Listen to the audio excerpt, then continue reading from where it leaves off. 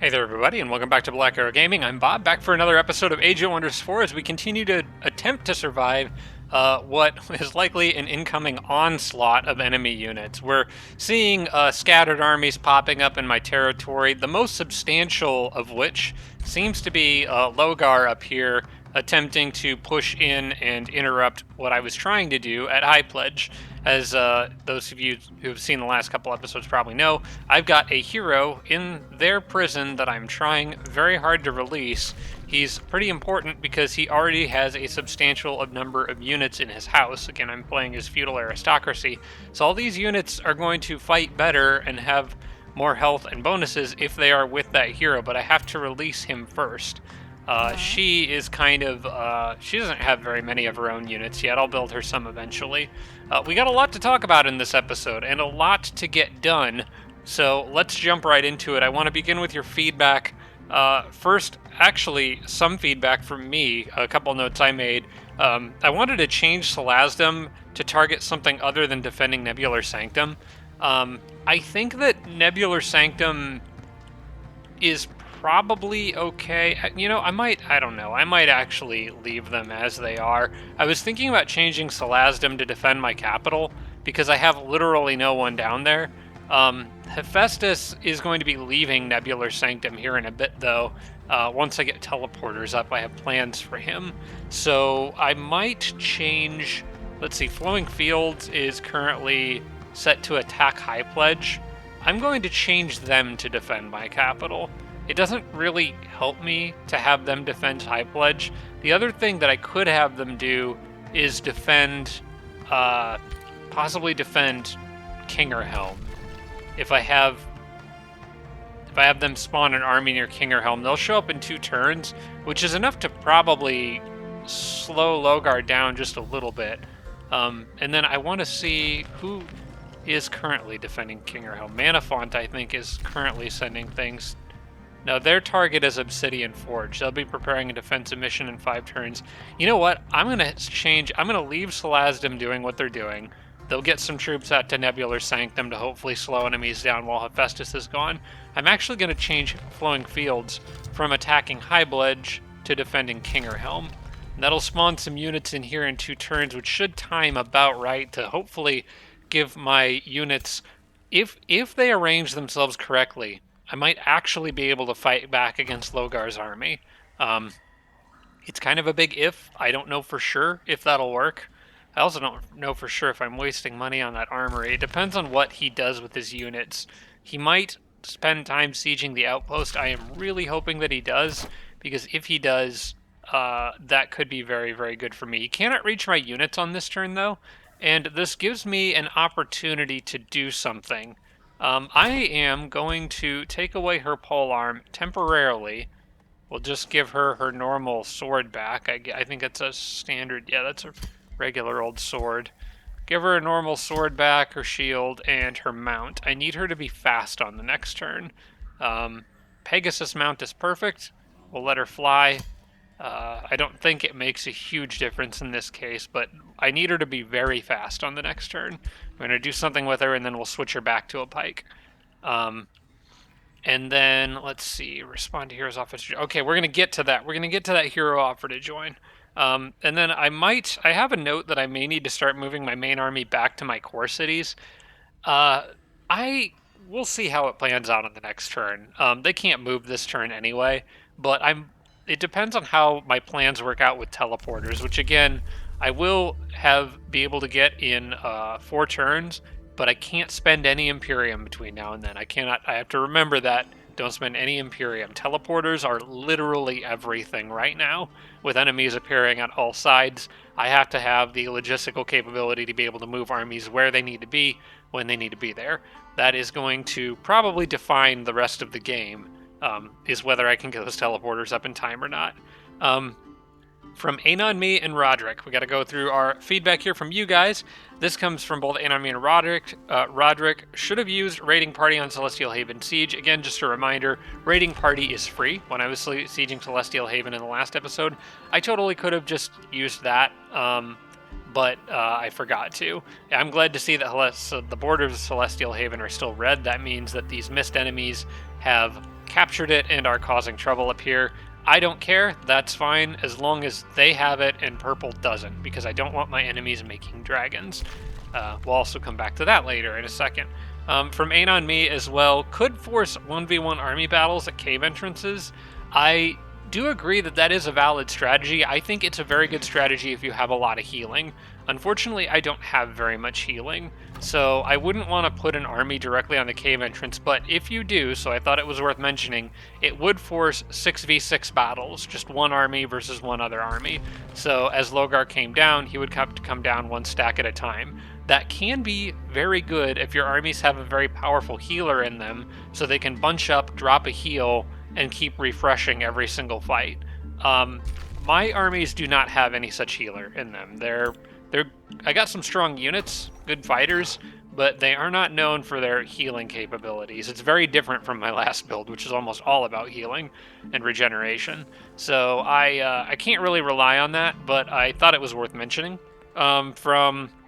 From Chris Lighthawk, Umbral Demon units have Curse Eater, which removes a negative status effect like stunned each turn and heals them a little bit. This explains why one of the Umbral Demons that I stunned in the last episode suddenly became unstunned. That is this thing that I forgot they had, Curse Eater. It's something that all the Umbral units get, like the ones with the Umbral Demon trait, which these guys have from a race transformation.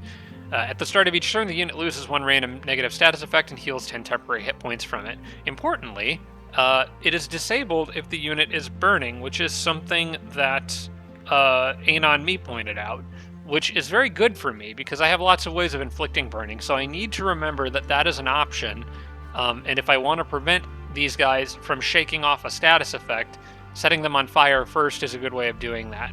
Also, they take more fire damage anyway. In theory, these guys should be very easy for me to kill, but they have been a massive pain in the butt, and continue to be so. I'm hoping I can rectify that. I'm hoping that I can rectify that in this episode.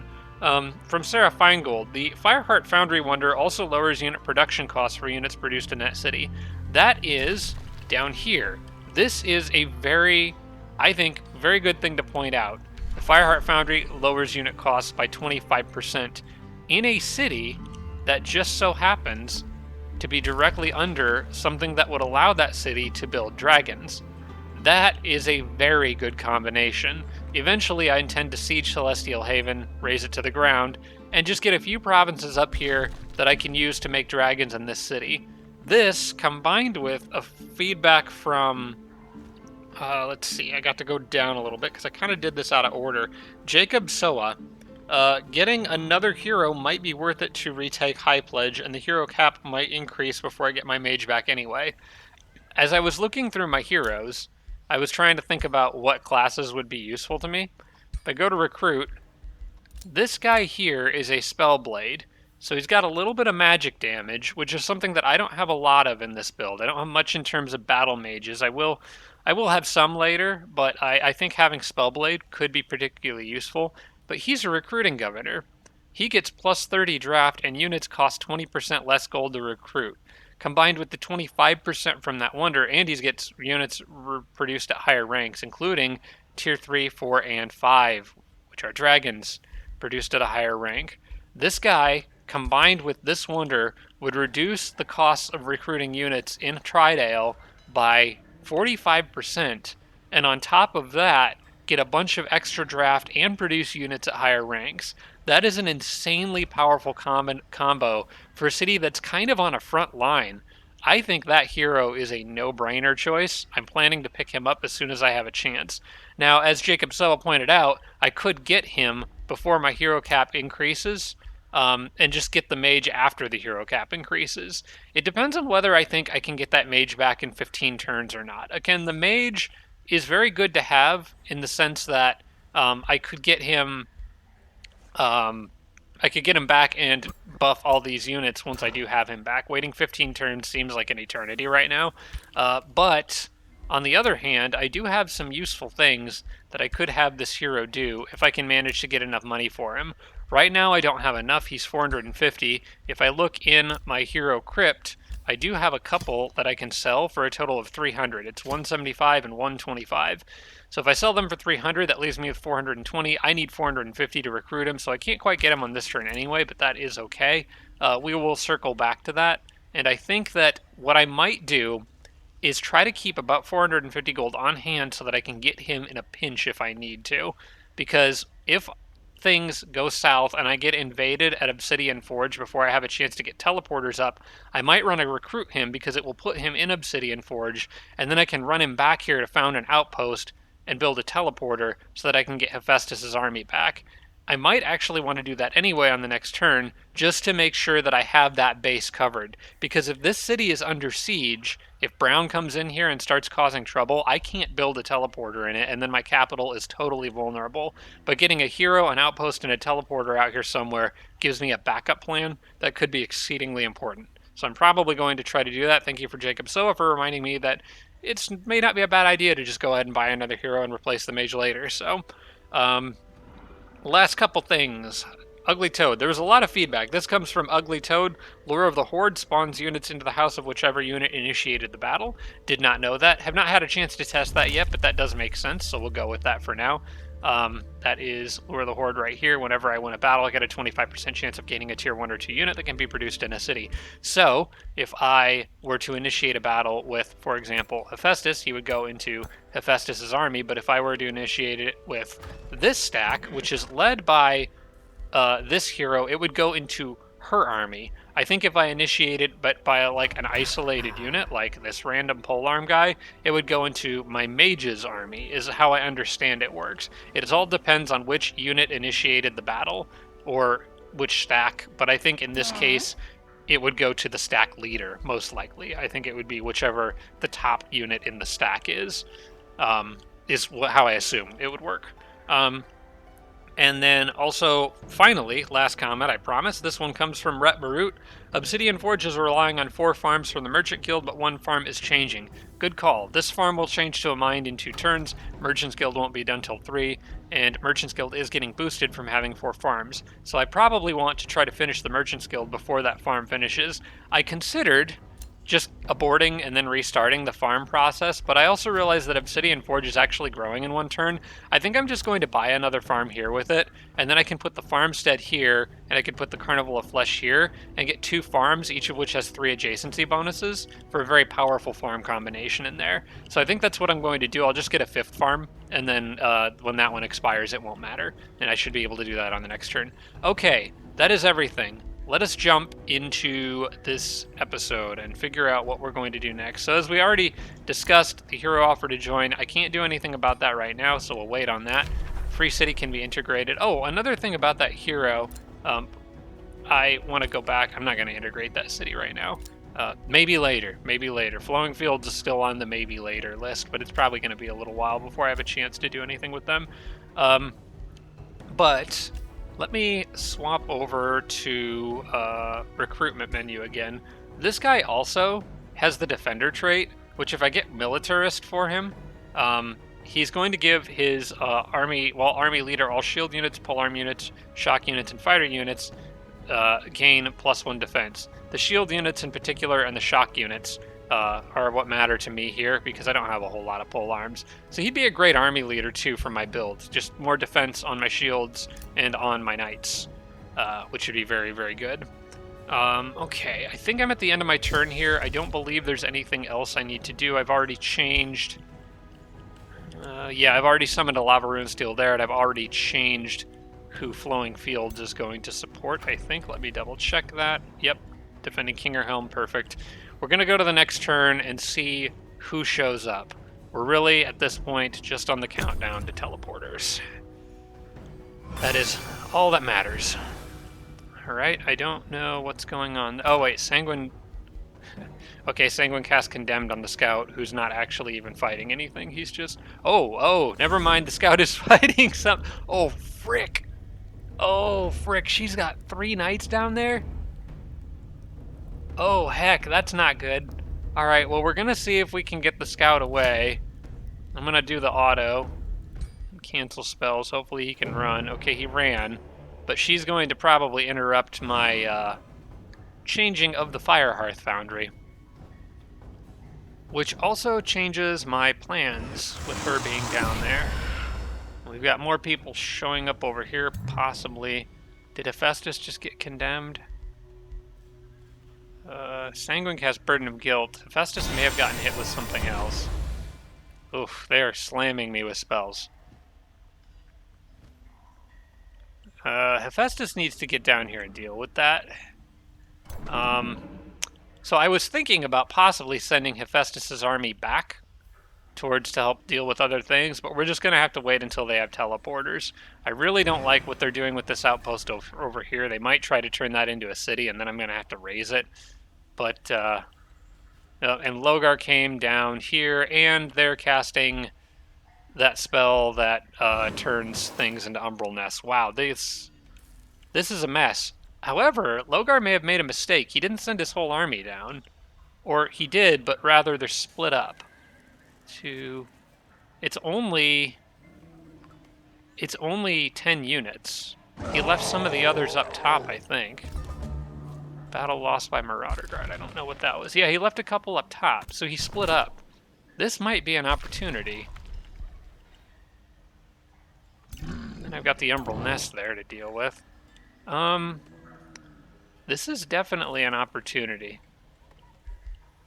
Outpost is under siege. Let's click through these so we know what's going on. So he left some units up there to siege that outpost. That's good because it buys me time. And potentially him splitting his army buys me a victory here, actually. Let's see who he's got down here and whether I have units that can deal with it. I think I probably do.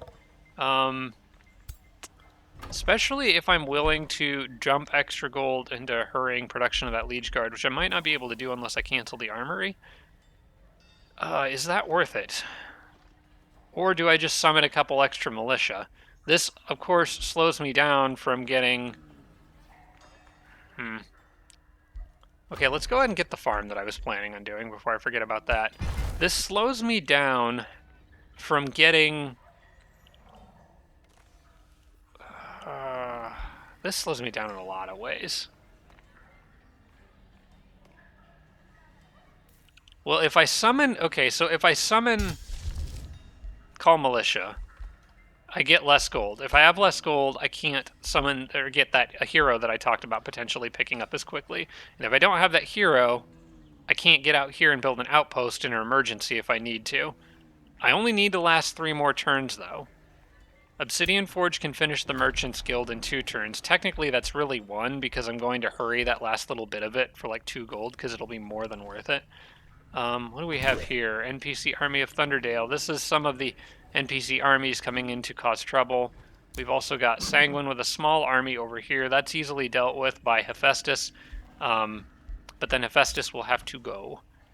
I might need to start working on that work camp, if not this turn, the next turn, so that I can time it with when outposts or when teleporters are ready, because I'm planning on putting a teleporter right here. It seems like a good central location for one. And I'm also planning to use this outpost to put another one back here. I want 2 around Nebular Sanctum so that if one gets pillaged, I can send units through the other one until I can manage to get control on this. This, I looked at, the teleporter actually would be better off here. I was looking at whether I wanted to ditch the quarry there or the focus crystals. And the focus crystals actually give me their bonus, the 10 gold and 10 research, regardless of whether they're attached to the city or not. But the quarry is kind of useless if it's not attached to a city, so I'm going to leave the quarry tied to Nebular Sanctum, and because it takes 3 turns, I'm going to start dismantling that. And I'm also, at the same time, going to need to remember to start building a work camp on the next turn in that outpost. This, again, is going to eat up more gold, which I really can't afford. We're just going to have to produce merchandise in this city because it could be under siege at any time, and I can't do anything about that. So far, we've gotten lucky with Obsidian Forge. I need to see... Okay, what I need to do is I need to see what my armies here are capable of doing. If they're capable of driving Logar out. That's a high-risk battle with just that stack. If I bring these guys in, it's probably not going to make a huge difference. So this is still going to be a tough fight, regardless of what I do. I'm not sure that I can really... I might have to sell a hero in the crypt to hurry production of a Liege Guard to give me just that little bit of extra edge that I need. But this, again, I only have so many heroes in the crypt, although I'll get more. To be fair, I'll get more, because I'll kill that one, if I can manage to win this fight. What are these guys packing in terms of enchantments? They got Fey Touched. That could be really annoying in the long run. I hate when units are hiding in the mist. Draconic Vitality, so a bit of extra hit points. They're slightly damaged, but not enough to make a huge difference. I think I can take this. I think I can take that. If I do, I will also get money from killing their units, so we can kind of see where I land on money afterwards. I think now is the correct time to sell a hero. My hero's plans are about to change. She's going to go back to the spear here in a second. I'm going to sell whoever I need. I don't think it really matters, but I want to make sure that I get enough. I need 294, so selling either will get me enough. Then I can hurry production of the Liege Guard and hopefully get just strong enough of an army here to scare him off. If I can kill these guys, then I can probably kill the ones up top since they've split. And that would be a huge victory for me, but my army's probably going to be beat up and need a turn in between. I've got 2 turns to get up there, so yeah. All right, let's see how this goes. I think I kind of have to do this because I wasn't anticipating him splitting up like that, but it's kind of perfect timing. We'll move up here. I am going to change that hero's loadout before I do this, but I'm going to move first while they're still on the Pegasus mount. And I'm not really sure how this works, if the Pegasus mount will... what her movement will be after I take her off of it, because it's at 36 right now. Okay, we're gonna swap you back to your stabby stick. There you go. It drops to 24, so it kind of keeps track of how far they've moved. This is still a risky battle, but I think it's kind of one that I have to take. I could get a couple more pikes in here if I really wanted them. Just as like sacrificial units if I sold the other hero and then cast that spell. It might be worth it just because of how much stuff I've got to get through in a very short amount of time. But I am kind of pouring everything that I have into Kingerhelm right now, and I don't know if that's wise. But if I sell the other hero, I can do that. If I sell the other hero, I could also start making a Zephyr Archer. It would be a more useful unit, but doesn't help me right now. Gosh, I'm not sure about this fight. It's a risky battle. The Slithers are going to be annoying. He's got mostly tier 2 units. The Mistling will be annoying. What are you? A Ranger. Skirmisher Ranger. It's got Leap. They've got Ceaseless Cacophony, or he does at least. These other guys probably don't. I think he's just a special hero. He's an insect hero. These other guys don't have Ceaseless Cacophony. Excuse me, they don't have Ceaseless Cacophony at least. Well, do I want the pikemen or not? That's kind of what this comes down to.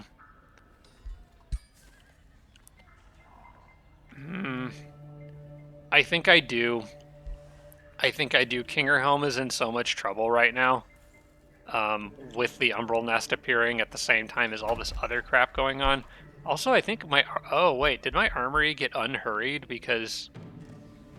No, the boost is to build 3 quarries, so I still have my 3 quarries. I'm not sure what they took out there when they captured that. It looks like it was a gold mine. No, it wasn't a gold mine. They're sieging the gold mine. I have no idea of knowing what it was because it's no longer part of my city's territory. Annoying, but all right. Yeah, all right. I'm gonna do it. I'm just gonna go for it. We're gonna sell that last hero remain that I have. I feel like this might be a mistake, because I'm banking on nothing attacking Obsidian Forge. But I do have reinforcements coming to Obsidian Forge too, and I might I can, if I get a control of things at Kingerhelm, this is sending a defensive mission out in one turn. If I get control of things at Kingerhelm, I can change them to target Obsidian Forge to get an extra army down there. So I still have that flexibility. I think with that flexibility in mind, I feel a little better about doing this. Selling those remains, casting, call militia. I kind of wish I could cast it on her army and actually make these troops part of her house, but that's okay. We'll throw them down here. I don't think it really matters. Actually, they'll go in the city center anyway. They always do. And then I'll move them here. And we will try this fight.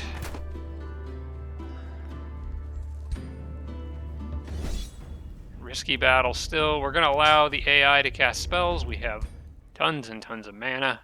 That's at least not a problem. That is not acceptable. That is too much damage, especially losing the Liege Guard and the Aspirant Knight. The defenders and the other guys I could kind of have lived without, but I think I can do better.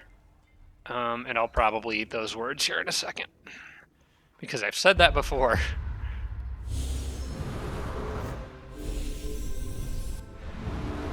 Okay, so they're stacking that Clinging Mist, at least on the Mistling. I think they put it on a unit out here too. Yeah, the War Shaman's got it. Okay. Well, we need to form up and make a line. That's kind of what the feudal culture does. You're probably going to be super annoying. I wonder if this side of the fight is really weak. What if we slid over here and tried to kill some units early before they had a chance to really do anything? It's an old strategy, but it's a good one. It worked well in Age of Wonders 4, where you would bait, or Age of Wonders 3, where you would bait the enemy into charging you in a line. It's a little harder to do in this game, I've found, but it's still doable. So I'm going to shift as far in this direction as I can. Defend my units as best as I can. What is that? Oh, the rocks slow you down. Okay. I don't remember that terrain being a thing. Actually, I want you really booking it. Like, really booking it. Although I do want you protected by the shield, so I'll leave you there. I want you defending her, and then defending yourself.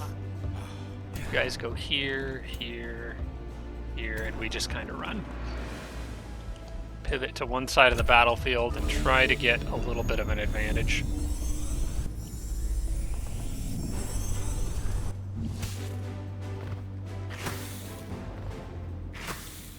Okay, poison the knight. That's not good. He's already got 2 stacks of poison on him. But fortunately, this guy kind of was stupid and ran up to where he shouldn't, so the spears can kind of go cause him problems.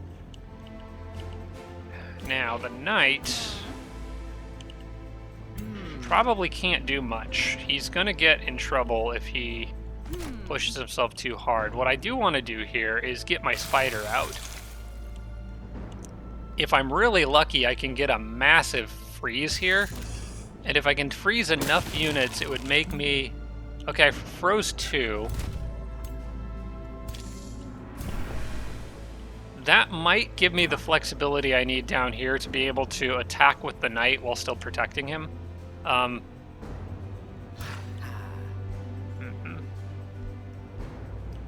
What are my spell options? I've got Abducting Cyclone as well, which is useful. I could pull that hero down here and hit him with a whole bunch of stuff all at once. It might be worth it to get just him out of the picture, but I can't quite surround him in the way that I think I'd like to. Let's see. Oh, I can pull him all the way to there. Then I can surround him a little better. And he's slowed, so he can't make retaliation attacks. I think this first turn, we try to get rid of that hero. Pull him here. Since we froze some stuff up there, it gives all my units some flexibility. Ooh, he's stunned too. Okay, I think we got him at least.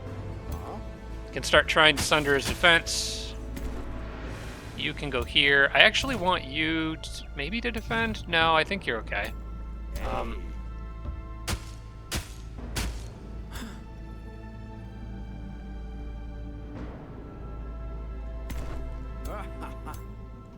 Okay, yeah. Just finish him off so we don't have to on the next turn. This guy might get shot in the back by an archer, but he's an expendable militia. He's fine. I could actually then use this guy to start pressuring these things, but they're skirmishers, so they can just run away if they want to. That makes this a little bit harder for me to deal with them. And I am a little worried if I charge with this aspirant knight that everything will gang up on him and try to kill him. But he could run out there and cause trouble for those things.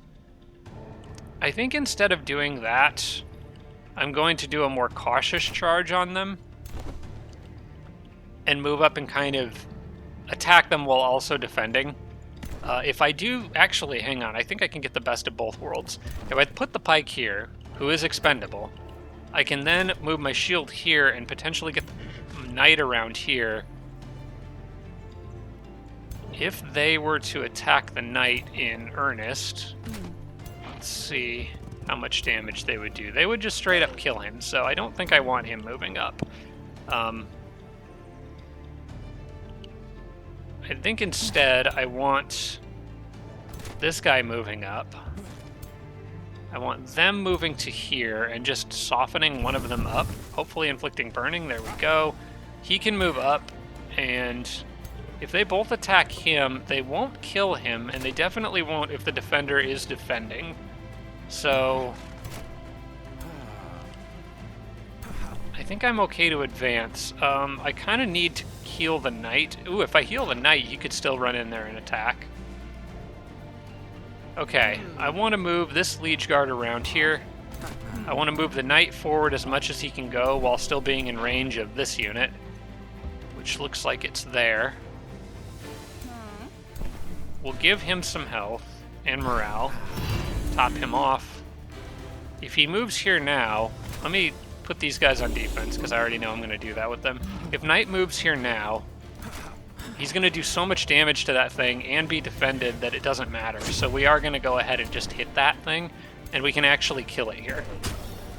Well, okay, it's got slip away, so we can't kill it. But it's severely damaged, and it has used slip away, so we're fine. And then as for you, I think I'm going to move you, because that guy can't quite reach anything. These guys have all moved. I'm just going to get him to the middle of the fight to where I think he'll be more useful. Okay, so we took out a hero. I think that's froze a couple units and got that thing to proc it slip away. So I think we're in pretty good shape here. I don't want to speak too soon, but that seemed like a pretty strong opening. Okay, that defender might go down if everyone focuses. I don't think he will. I don't think he will. Yeah, they didn't have quite enough damage output. That thing might be able to 1v1 the pikeman. In fact, I'm pretty sure it can. But he can at least... Well... I could just go out there with the knight and deal with it. That might actually be a good idea. I'm going to hold on that for a second until I can figure out what to do with everyone else. We got a berserker coming in. I should be able to lure him into that pike pretty easily. Although he might go after the spider instead. I don't really want the spider fighting the missling because I could miss and fumble the attacks. I think I would rather go after him and see if I can slow him and sunder his defense a little bit. As a matter of fact, the better option here, I think, is to go ahead and... Well, the missling is going to be a pain to hit no matter who is hitting it. So I might actually want to just go ahead and let the spider take swings at it. Yeah, we'll just try to soften it up. That thing is those things are a pain in the butt, no matter what you do. I am going to stall this guy, is the plan, by putting a pikeman here and a pikeman here, and just defend with a liege guard here, and move this liege guard here. We're going to try to put pressure on them. I need to get guys back there. I could do a decent fire damage AoE here by using Ignite. Or no, not Ignite. Ignite is not an AoE, it's the other one. Immolate, which actually would kill would kill one unit, but it wouldn't do much to the others. It doesn't set things on fire, unfortunately. It just does more damage if things are already on fire. The archer could take that unit out. I think I'm going to hit the missling, because this attack can't miss. Yeah.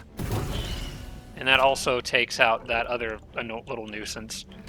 Then I can get units into their backline and put more pressure on them. I need to get this person up to the front. They could potentially try to go taunt the knight or the berserker that's over there. Don't know if that's worth it. If he's like running into these guys, he's not going to really do much. He's mostly shut down at this point. Or I could try to get her to the missling and maybe even taunt the missling. That might be good. Yeah, let's taunt. 73% didn't work. All right. I'm gonna have this guy just keep working on that missling, and we're gonna have other people get in their backline. Fortunately, I'm at least landing those hits for the most part. Okay, you are entirely expendable, so congratulations, you are on the front line. You are just there to force that range unit to move. Really wish that had worked. I might want to back that defender out. He's not going to be very useful anymore in this fight until I can patch him up. So I think I'll pull him back to here. We'll run up these guys. And I think I need the knight over here. I think I kind of need him over here. We can try to pin this guy in a little bit. I think from this angle, actually, he can't. I don't think he, even with slip away, unless he's got slippery. He does have slippery. No, wait, slippery ignores retaliate. I can never remember the one that allows them to ignore zone of control. They don't have that, whatever it is. Oh wait, maybe it's swift. No, it's not swift. It's something else that allows units to ignore zone of control. I think if I hit this guy with the knight, he gets pinned in here and can't move. I'm gonna do that. This pike is doing some work out here. I am fine with him continuing to just bother that thing and keep it off my back while other people move up and try to make progress on this big bunch right here. How close am I to being able to kill that missling? I think I'm going to hit that thing with burning. I really cannot even begin to describe how much I hate those things. So, this doesn't really make a difference unless I land that 10% crit. I'm going to go ahead and ignite it first. It's burning now, taking 2 stacks of burning for 3 turns, and each stack of burning does 4 fire damage, stacks it to 5 times. It should die at the end of its next turn. As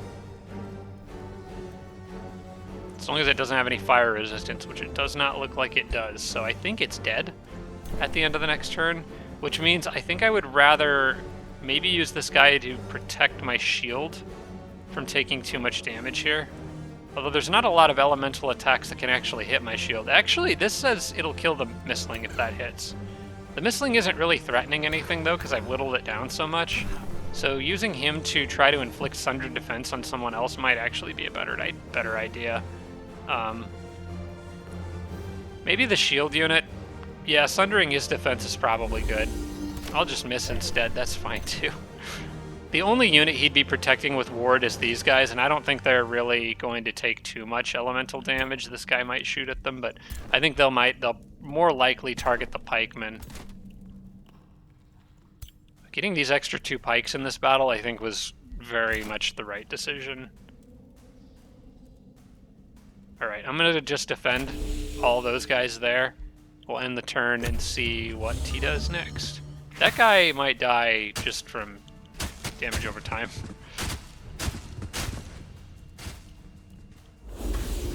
Hey, I'm hiding in stuff. You shouldn't be able to hit me. Oh, that knight. Taking a beating. He needs to get out of there. He's also poisoned. The missling died. That's wonderful. I can now start messing this guy up. I'm going to take a decent retaliation hit, so I'm going to go ahead and defend with that Liege Guard, I think. And then these guys will take not quite as much damage.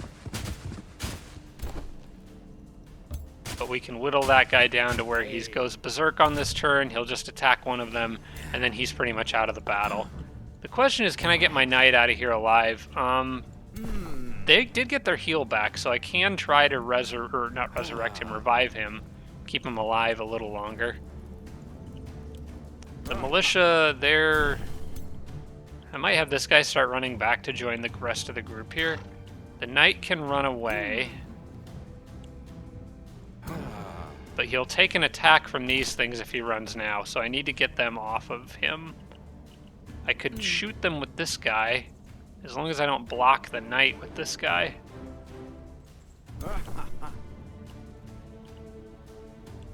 And kind of heal him on the way out with the bannerman.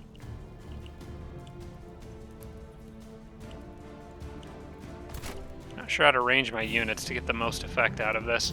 I'm going to move this guy through here. That's kind of going to happen regardless. Do as much damage to the shield with that spider as I can. He might go all the way back here and start hitting this thing.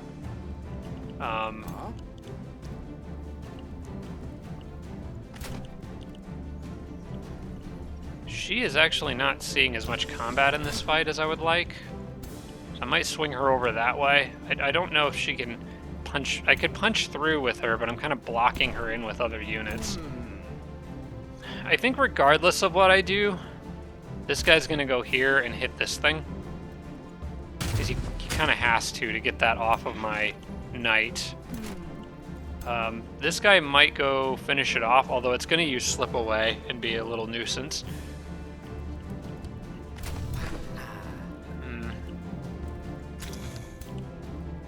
Do I just kill him with this unit right now and then use the polearm to get in the face of that other thing? I think I do. Yeah, just get him out of the way.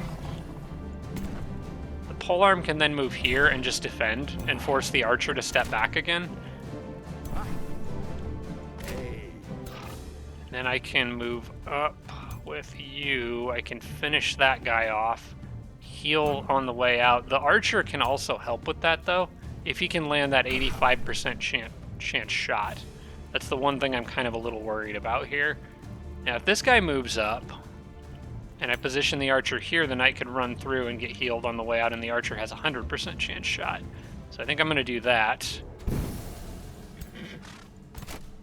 Then you run like your life depends on it, because it absolutely does. I really want to keep you alive. These guys are facing the wrong way. That thing could come back at me. I might need to use a spell to finish it off, although I could use this guy to finish it off. Regardless, the knight is getting the heck out of here, so we're going to send him back like this. And you are doing a great job over there. Keep up the good work. I might actually leave him hiding in the low foliage to obscure him. Do I want to do that and just give him something to shoot at, or do I want to keep hitting him and forcing him back?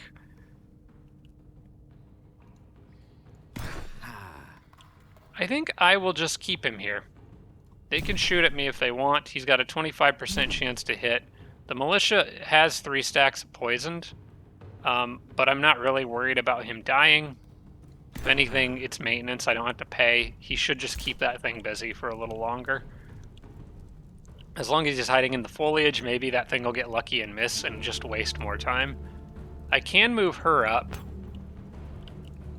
and finally get her kind of into the battle here. Get a little burning there, but that's okay. We finish that thing off. And then this guy can get all the way up to here. He gets a little burning, but he can then defend his friends.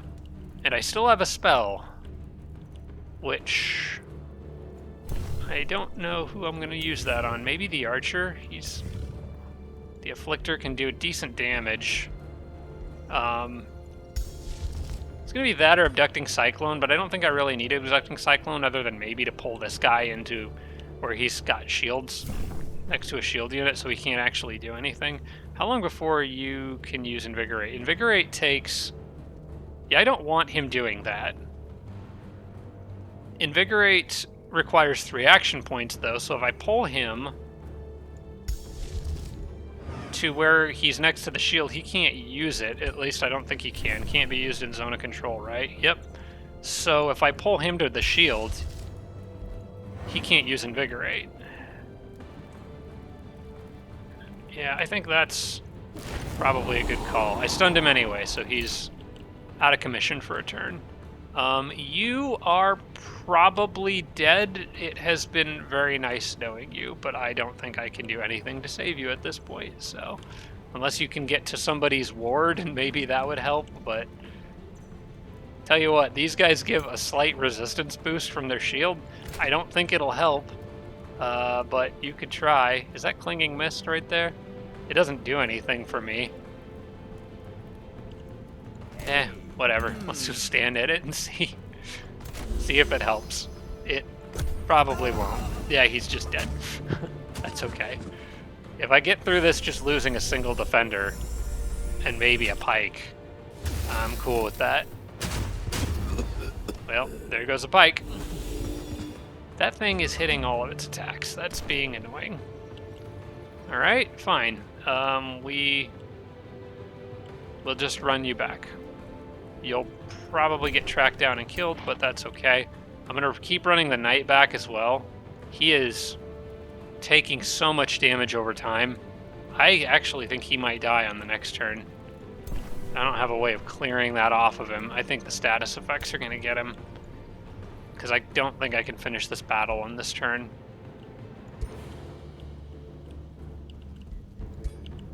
Well, we can finish this guy off at least.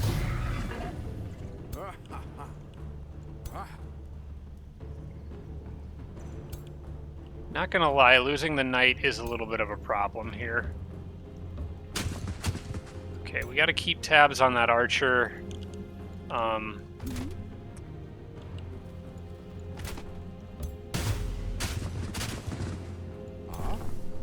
Wish I had a little more healing.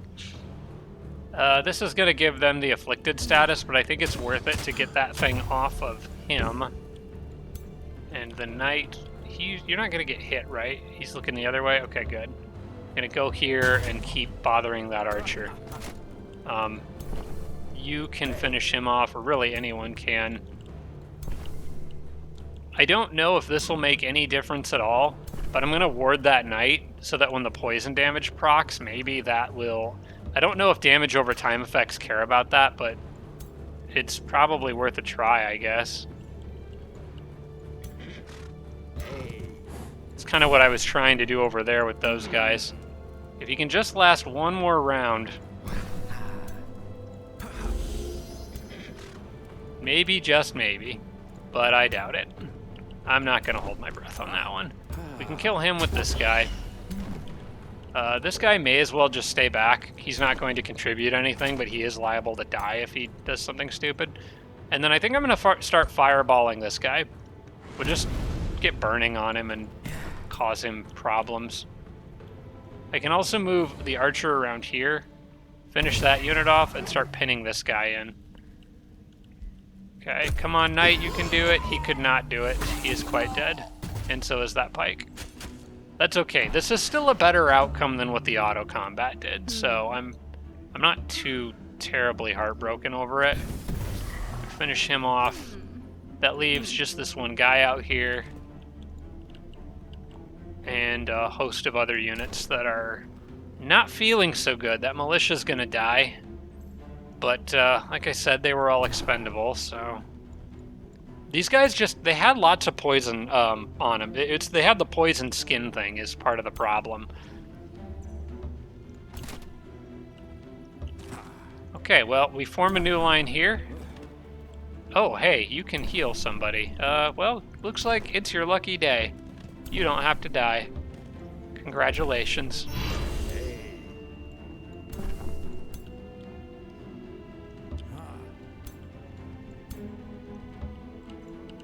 and I just kind of reform a line here, and...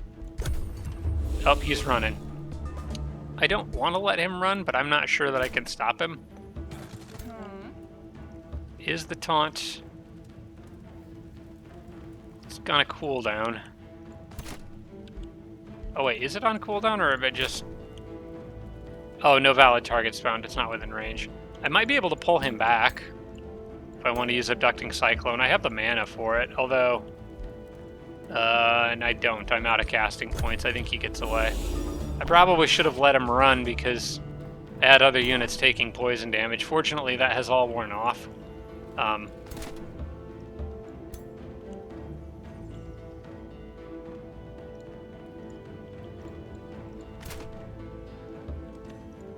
Oh, wait, I have a chance. Ah, dang it. Can't land those 73s. Alright, you can run, I guess. Whatever. Don't come back. Okay, still a little gross, but not as gross. Instead of losing Liege Guard, a Defender, and pretty much all of my militia, I lost just some militia, one Defender, and an Aspirant Knight. I would take that trade. Unfortunately, it still leaves me in kind of a weak position, I think. Let's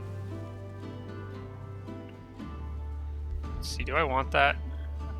5 hit points, 3 defense. That sounds good compared to some of the stuff I've got. I like the status resistance on her. I do need that on him. I think I do want that on this guy, though. That does seem better than having Quillhide. Yeah.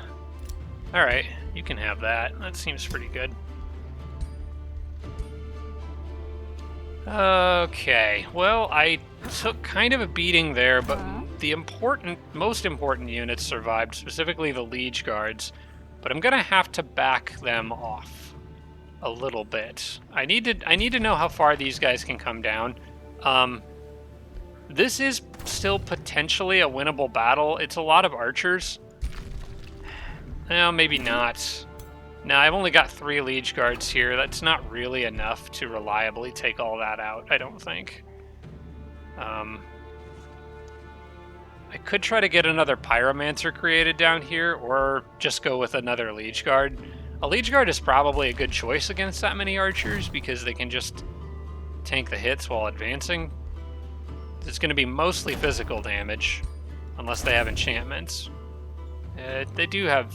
It does look like they have enchantments. Maybe.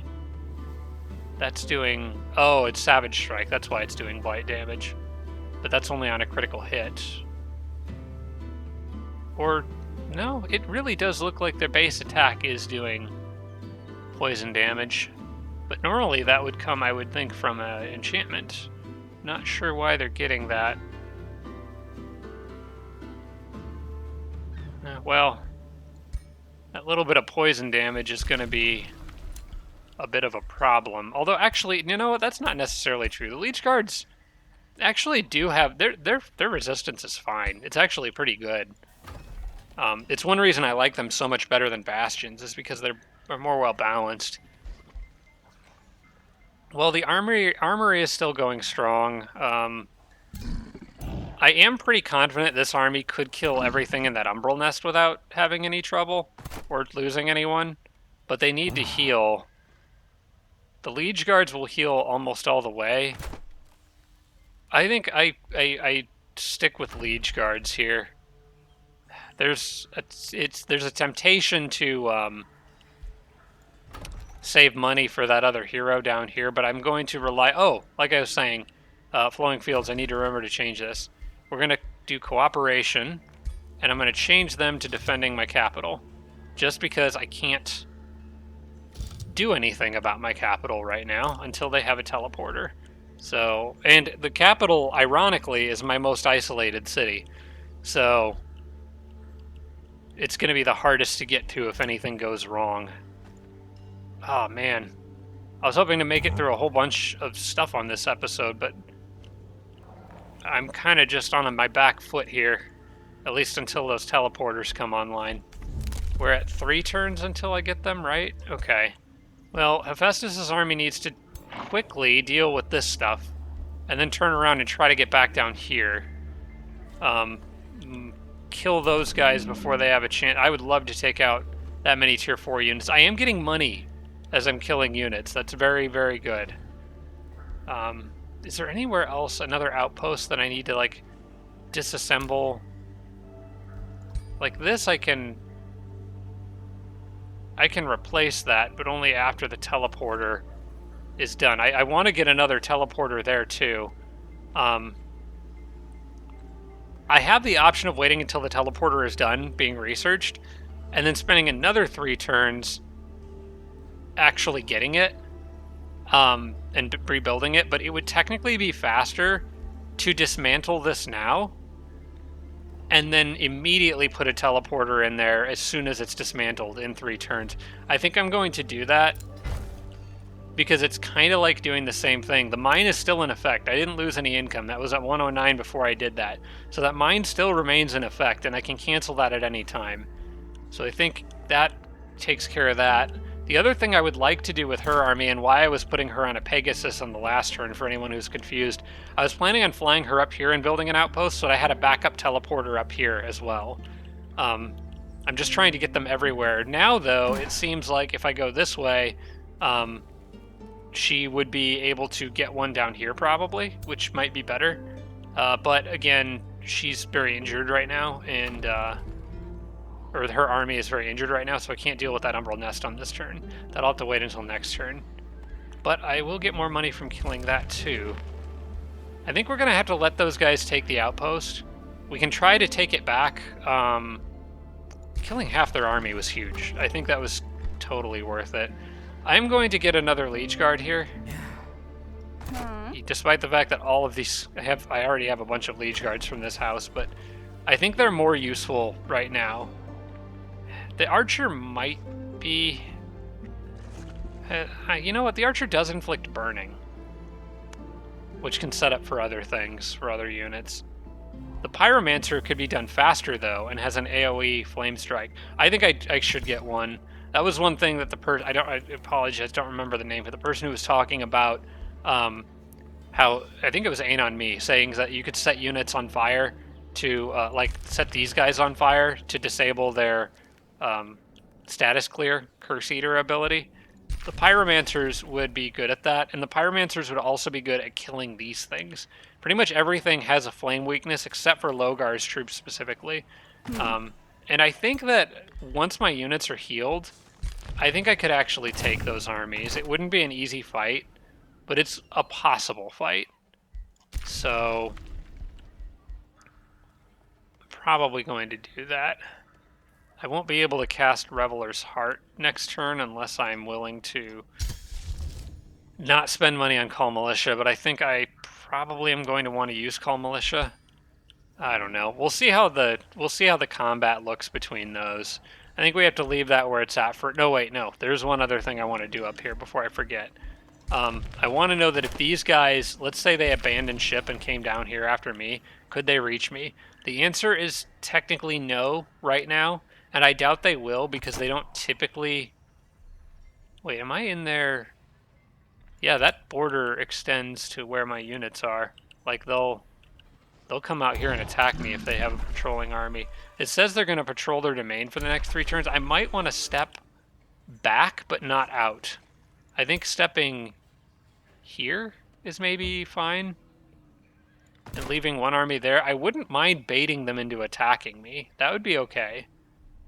I probably need to get more units into her group. Does she have... I think I might need to get her the army leader buffs. I think they're going to be important here.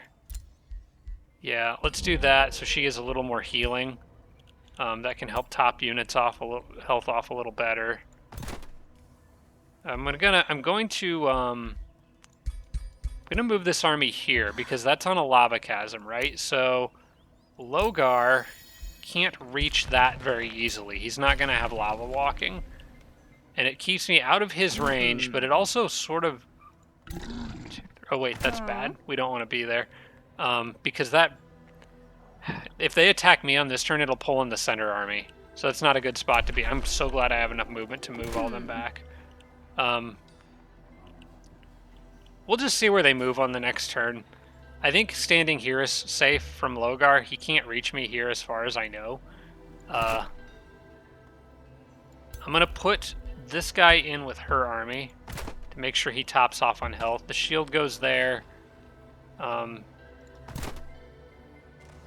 we'll send one more unit who's pretty damaged to join her. In fact, I'll back the archer off, and then both these two pikes can move in there. And they'll heal a little more. And I think I'm still out of Logar's range. Yeah, it's kind of close, but I am out of his range. I don't think he'll abandon the siege to come down here and try to kill them. In theory, he shouldn't be able to know or see them down here, but I don't trust that. So, okay, now time to get back get the A team back together and go break some stuff. This hero that flies is definitely the one to do this. So let's move you guys here. I think right there, probably. You guys can be the ones to initiate the battle. Hephaestus' army is maybe a little bit on the slower side, so we'll move them there, but that'll still pull them in. I can move these guys here, add that knight. This is an easy hit here. I will auto this with the spells on. It's pretty good, I think. Now they need to come back down this way. The fastest way for them to get down there is to actually walk all the way around, but they are still in range to be able to reach these guys, so we'll actually have Hephaestus' group come down here. We'll use, actually, this guy's group would be a better choice because it's got that really fast knight in it. Again, easy fight, hopefully. And now we need to get everybody else down south as fast as they can get there. See, Hephaestus' army can get to there, which is perfect because it's still in friendly territory, so they will heal. These guys can go here.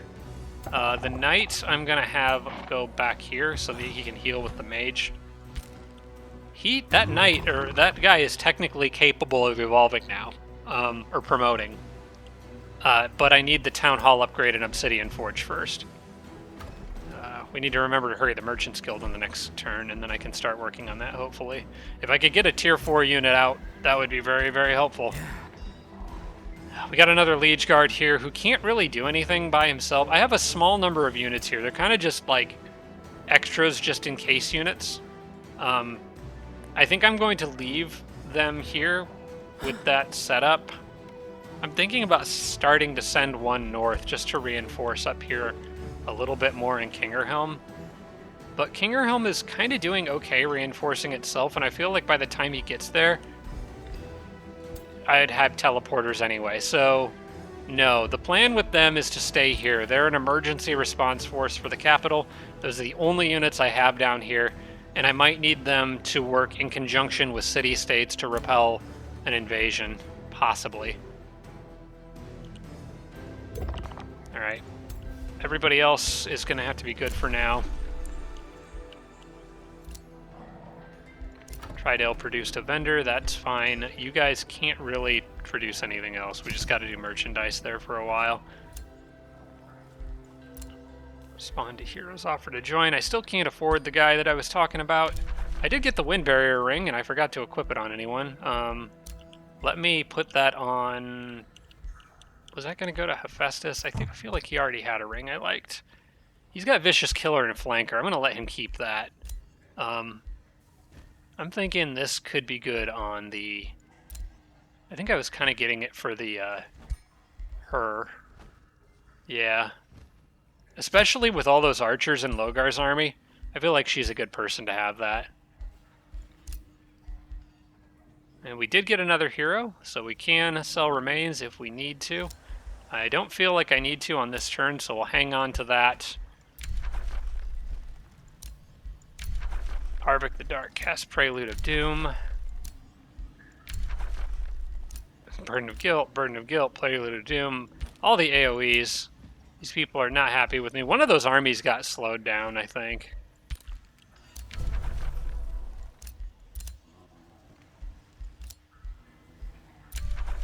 Is there any good news notifications? Like, somebody sent you a thank you card. That'd be nice. But no, it's just, hey, everyone wants to kill you here. Everyone wants to kill you there. I don't think I'm going to buy anything else or forge anything else right now. I think we're good. I do need this guy to level up some more. He's going to be carrying so much weight. Alright, so I think we've got everything prepped with the outposts. On the next turn, we need to start doing the work camp expansions in a couple of outposts. This one and that one. That way I have 2 outposts here that are completely independent from Nebular Sanctum and can be used to get units to the front line quickly. Unfortunately, don't have that luxury down here, so... Alright, I think I am ready for the next turn, unless there's a spell to cast. I don't think there is. I could start on-call militia. We're gonna not do that. I'm gonna hang on to that money a little bit. Well, yeah, actually, no, starting a new spell doesn't help me out right now because I only have 6 world casting points. So I actually don't gain anything by doing that now anyway, so we can just go to the next turn.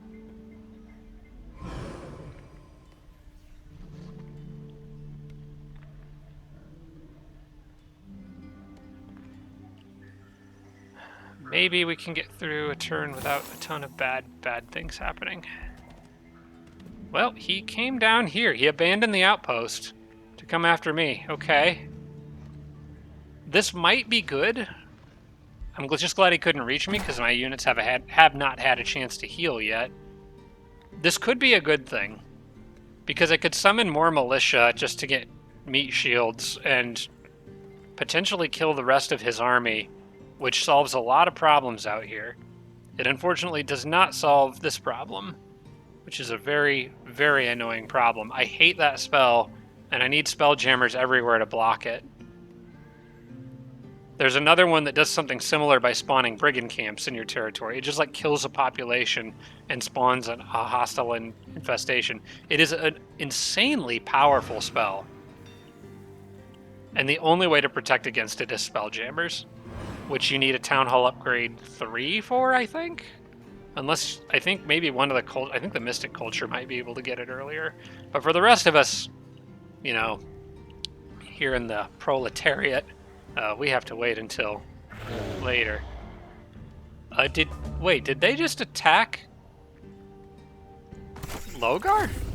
I think they did. Yeah, I mean, it's an infestation. They have just as much reason to attack him as me. Okay, that backing out of that territory worked remarkably well. I might be able to kill Logar and finish those guys off on this turn. I am going to need to hurry the Pyromancer to make this work, I think. I think I want him in this fight. My outpost is secure now. I don't have to worry about that. Although the walls are damaged. I'm not sure how to fix those, or if they'll just fix themselves over time. No, I don't know that I've ever seen an AI abandon a siege like that before, which is interesting. Oh, I've almost got my armory done too. That's really nice. What else? What other news is there on this turn? Sanguine looks like she wants to make a run at Tridale. Her moving closer to me is actually really nice. That gives me a advantage, because I don't have to move as far to get to her. And there's no new action out here right now. I am going to go ahead and do the work camp here. I don't want to forget to do that. And I don't need to do it there, but I do need to do it here if I'm going to start, because we're 2 turns away from teleporters now. And I've been saving my pennies for it. We actually do have a little extra Imperium to work with, but it's not going to be a lot. Teleporters at 200, which is actually cheaper than what I thought it was. So I'm going to spawn both work camps. We've also got a hero we can sell if we need to. It looks like I can still get the Pyromancer. So that gives me 1 extra unit to work with out here. fighting Logar. And then these guys can all come running down here. Yep. We kind of have to.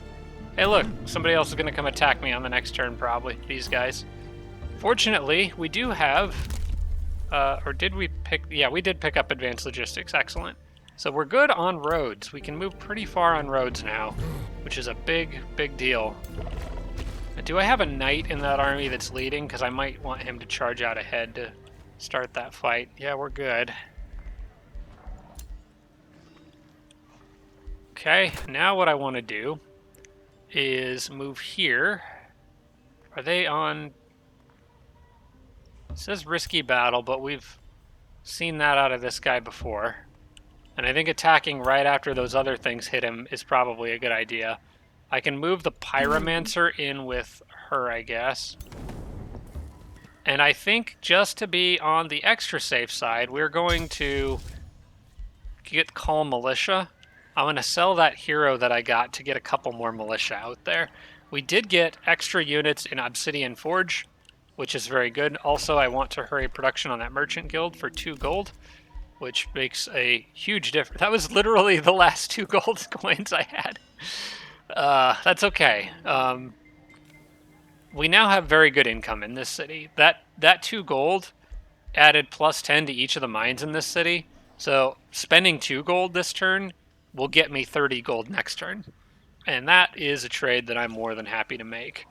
Now back to the crypt, which is really more of a bank at this point. We're going to sell their remains so that I can afford to get more militia in Kingerhelm. They can run down here to the kids' table army. And then I will attack with, I guess, a liege guard. It doesn't really matter who. Still says risky battle. I think they're wrong. I will probably lose some throwaway units, but see, it doesn't need to be the liege guard, though. Now, one problem here is that I don't have a cavalry unit to hit their back line or chase down evasive units. Why are all those guys slowed? Why did that happen? Or was it from a spell that I didn't notice happened?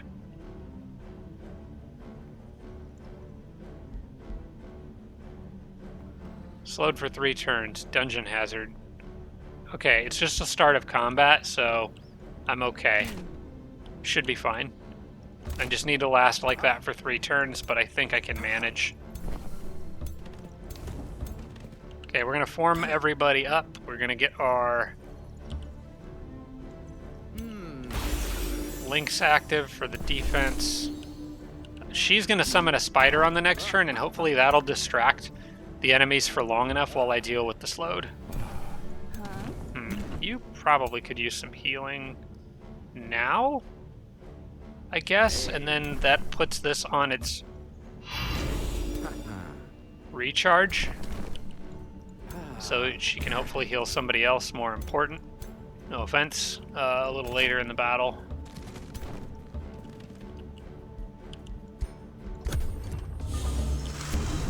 Alright, guys.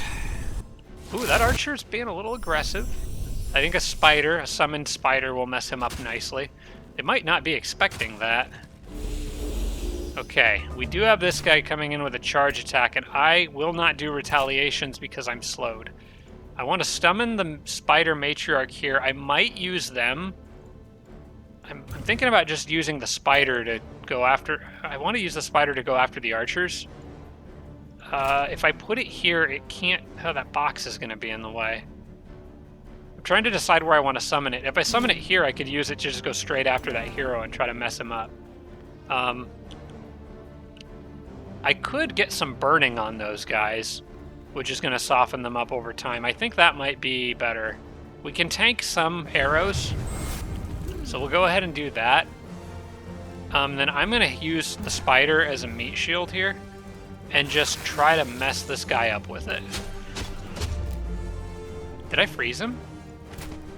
Or did it say frozen resisted? I didn't think they even would freeze. Not on their main attack. No. Okay, I don't know why I thought I saw frozen. It's probably just wishful thinking on my part. Alright, then I can have this guy move up here. This army over here is kind of... They're not slowed, so they can charge stuff, but I don't want them to get overextended and in trouble. So what I think I'm going to do is I'm going to use the Zephyr Shot now to soften up this archer here. Maybe knock out one unit in their stack to slightly lower their damage output. Also set them on fire, which is great. And then I can go here with these 2 units and just make a little distraction. They can fall back if they need to. In the meantime, I'm going to send this guy kind of up the middle. He's got more defense, and so does he. So we can kind of make a bigger distraction with them.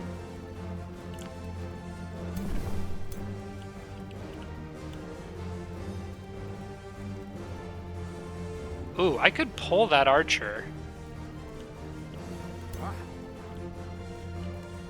And just get him kind of out of play, essentially. I'm not worried about this guy anymore. Conducting Cyclone, the problem is pulling him to the right spot.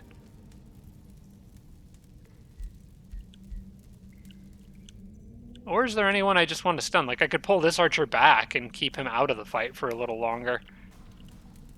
There's a lot of options here. I love Abducting Cyclone. It's so good. That guy a charge attacker? I might actually just put the polearm here. The archers might shoot at him, but how much damage would he take? On defense, he'd be okay. I'd rather have him taking damage than anyone else, other than the spider, of course. But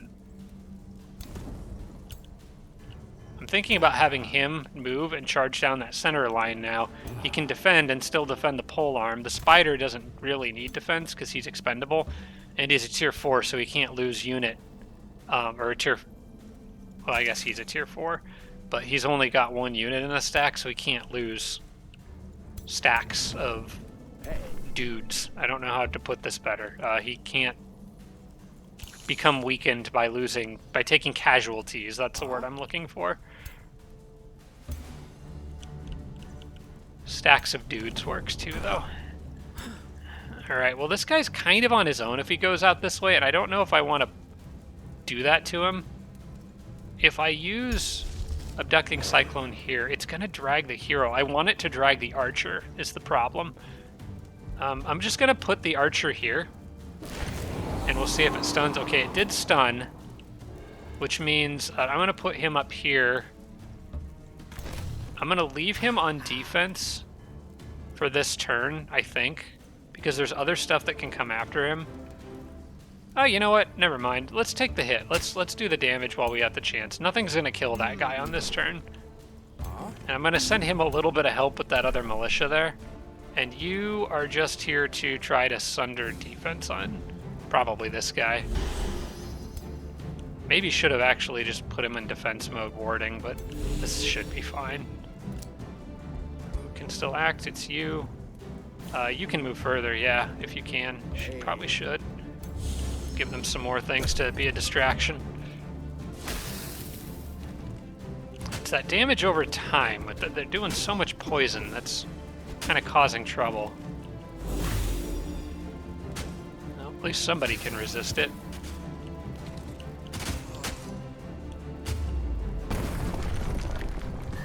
Okay, you guys did fine. And now we can catch up to that archer. Unfortunately, we have to run through the Afflicting Miasma, but not a whole lot I can do about that. Let's just keep doing damage. That guy is going to put a lot of bleeding on that Liege Guard if I leave him there. I kind of need to move him, because he's standing in the Afflicting Miasma, and he does physical damage, so... yeah, I need to get him out of there. What can we do to help?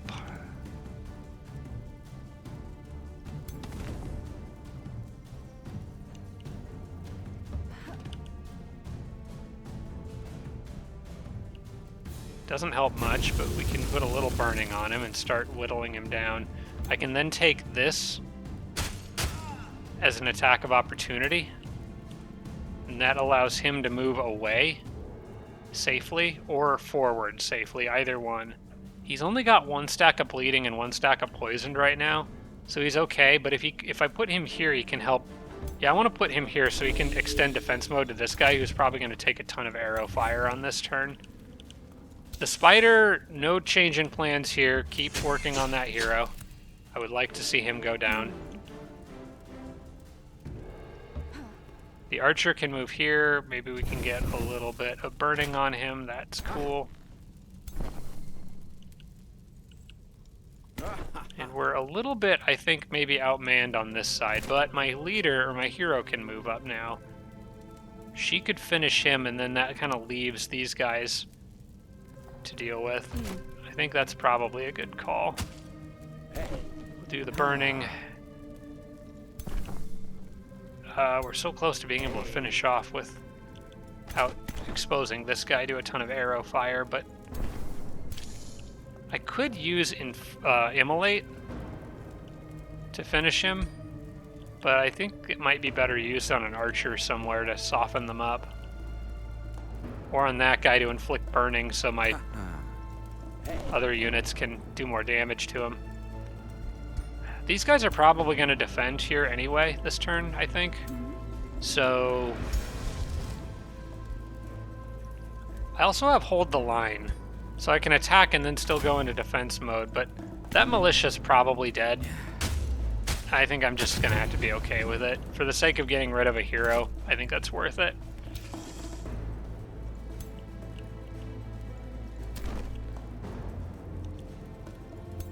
I'm thinking Hold the Line might be what I want to use here, because it will let me kill that archer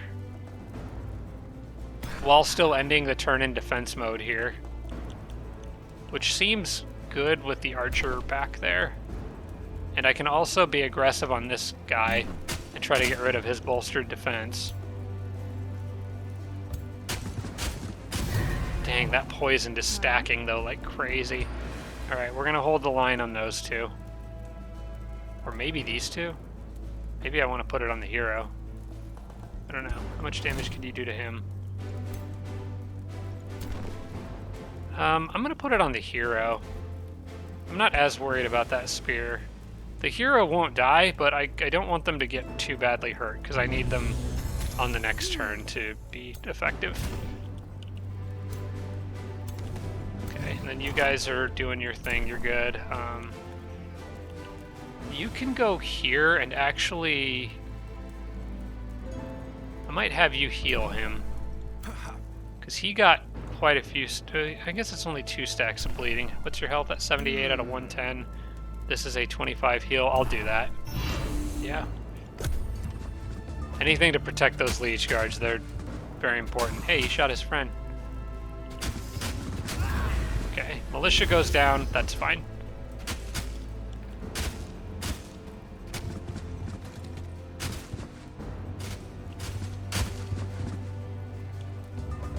Really, really want to kill my militias.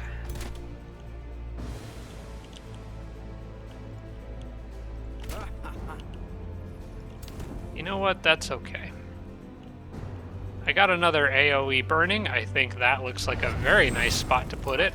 And then I can actually follow up with an Immolate since they're all on fire, for even more bonus damage. That's a lot of very unhappy archers. Just what I like to see. We had a 99% chance to sunder defense on this guy. Let's start working on that. I can try to get this guy out of here alive, but he's got 3 stacks of poison. He's not feeling too good.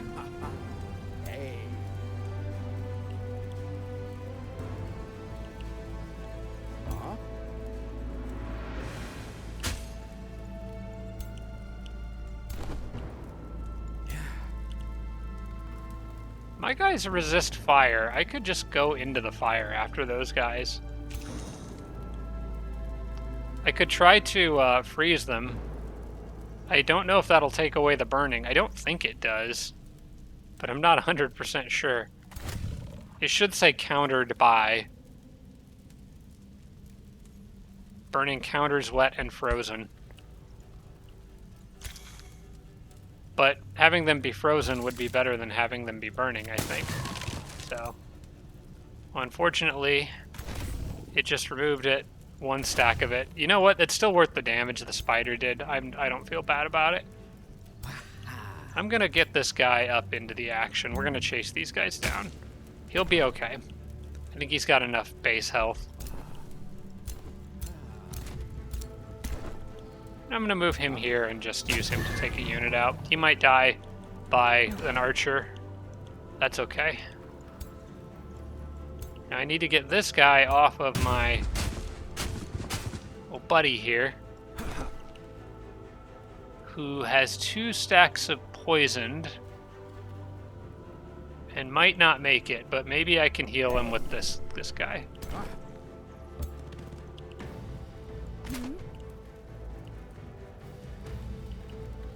And then my pike can move up.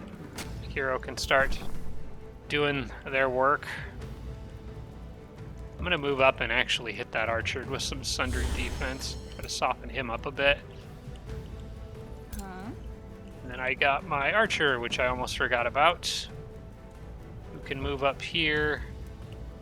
In fact, I'll have him move up about as far as he can. Maybe to... This is a good spot. He's got a good shot at 2 different units here. I'm gonna try to set him on fire. Okay, good. Well, my spider disappeared, but not before doing some good work on his way out.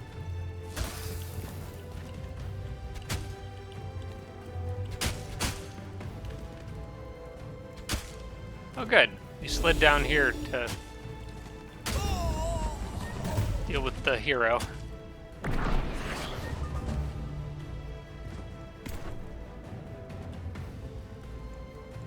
Well, I can try to save the militia, as long as no one else more important needs saving. I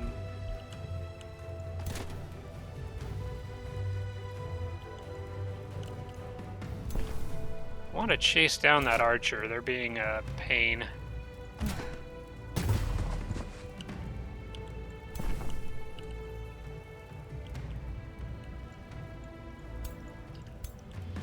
Get him off. Get him off of that archer. And then I guess we can heal this poor guy.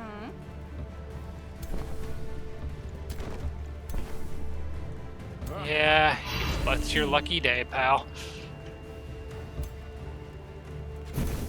Okay, that guy should die at the end of next turn from burning, I think. I didn't inflict it on him this turn, but I think it'll carry over. I think he still got it carrying over from previous turn. Let's see, this guy can go here. They're still technically both burning, so Immolate does a lot of damage here.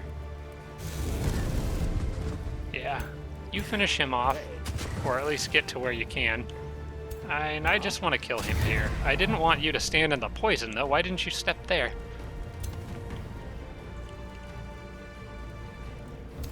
I paid them to be strong, not smart, I guess.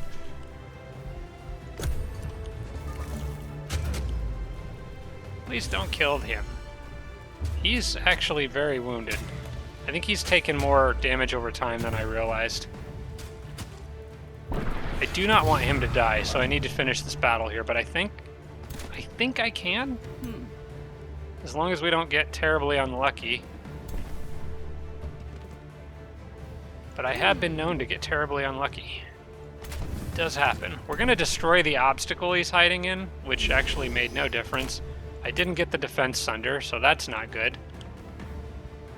I'm out of spells, so I can't... This guy's not going to die. He's going to die if I can't finish that thing off. Maybe I can trigger a rout.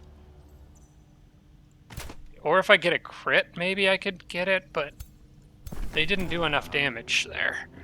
If I had sundered defense, I would have been okay. Unless I do a crit here, which I have a 20% chance. Or if I inflict burn... Ah. I think I'm going to lose this Liege Guard because of that.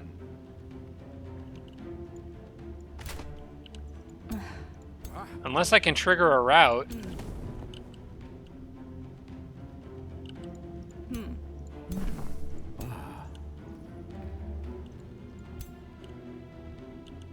Oh, that feels so dumb. I should have paid more attention to that poor guy. Yeah, it didn't trigger a route, so the battle continues. And I think he dies. We're going to try to save him with a warding shield, but I don't think it'll be enough. Those 2 units will die at the end of their turn, though. But I think I take the damage at the end of my turn. So, yep, I'm pretty sure I just lost that Liege Guard in a context that I really didn't need to lose him in. Yep, there he goes. Dang it. Now the enemy's fleeing the field. No. I'm gonna chase you down now. Well, maybe.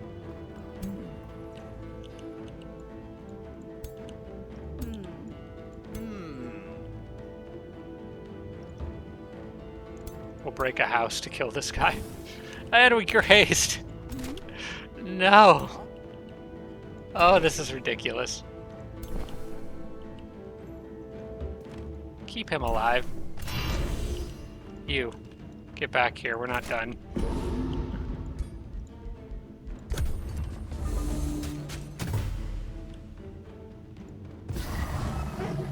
That's really dumb, losing that Liege Guard. I feel really stupid about that. That was just me not paying attention to how much damage over time I was taking. Fortunately, we can build more. It's not ideal, but Loghar's army is now gone.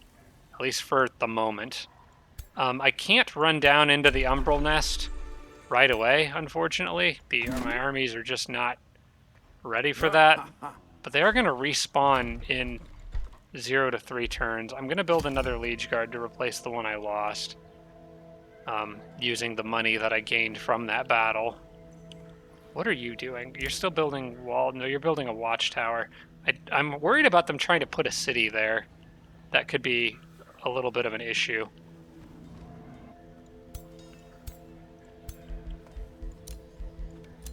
Yeah, I know. I've got heroes to join. I would love to, but my gosh, I can't afford it right now.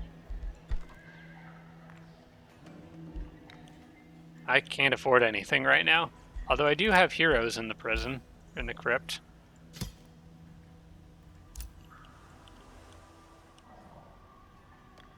On the next turn, I think I can...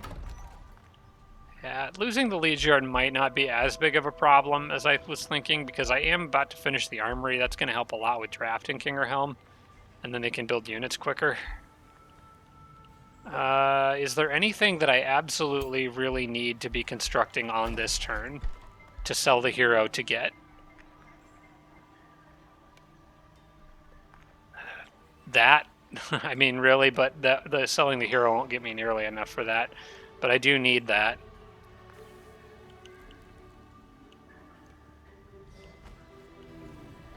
I don't think so. Tridale can't really build much because I can't boost anything in it. Nebular Sanctum's finishing a Town Hall upgrade.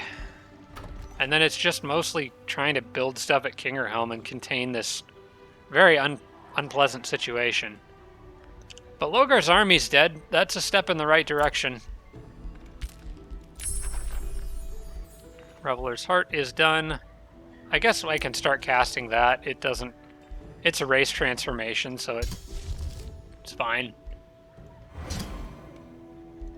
More morale means more crit chance, so we'll take that. Revels of Blood. No, I don't know if I want any of those. I have 2 research cycles left. I want to look at my tomes, see what I've got. I don't really need the Magma Spirit. I would like Revels of Carnage for that experience boost. I find that to be very, very strong, especially with a culture that's built around promoting units. Yeah, I think I'm going to use some of my mana to re-roll this until that shows up. I've got plenty, so... Let's try again. There it is. That is what I want. I don't really want to use the Scalds. I don't plan to build very many of them. Okay, Obsidian Forge now has 2 armies defending it, so it might be worth telling Flowing Fields to do something else. We still do have... Because they were going to go to Nebular Sanctum. I think I'm going to put them back on Nebular Sanctum because I'm expecting maybe by the time that next defensive mission is ready, there will be a lot more stuff around here that I'm dealing with. It'll be frontline stuff. And Hephaestus is going to have to leave temporarily to go deal with other things. I know I keep saying that, but I can't really do it until he has... I have teleporters. The one nice thing is I don't have to worry about Logar sending an army down after me, so I can put my units in whatever orientation I want near my capital and don't have to worry about getting attacked. We need the most injured with the hero to heal. You're okay.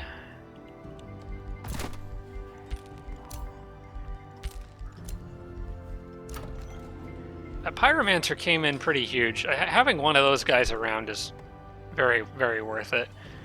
Let's see, if I sold the hero's remains, I could build something in my capital, but I don't think I want to build anything until I make the town hall. I don't want to spend money on other things until I have that town hall, because that town hall gets me a knight in Hephaestus's armies.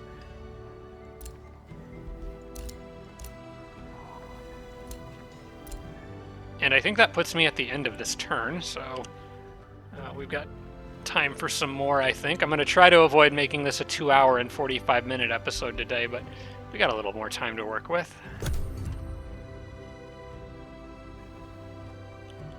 And as of this next turn, we will be 1 turn away from teleporters. Holy crap. Sanguine just showed up in force. Okay, this is probably a good thing, because Hephaestus can absolutely smash some stuff. This was going to get me a lot of money and a lot of heroes. What did they just do? The frick?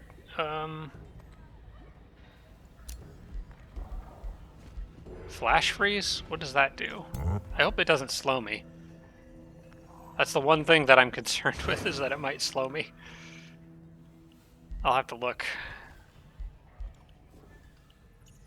I should undo that, like I have...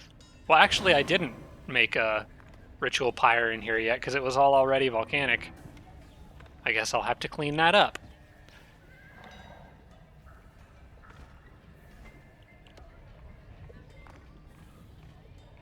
I don't think it makes much of a difference for me, though,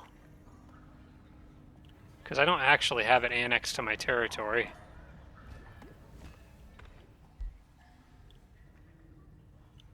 Ooh, opponents are moving is starting to take a while. That is not a good sign.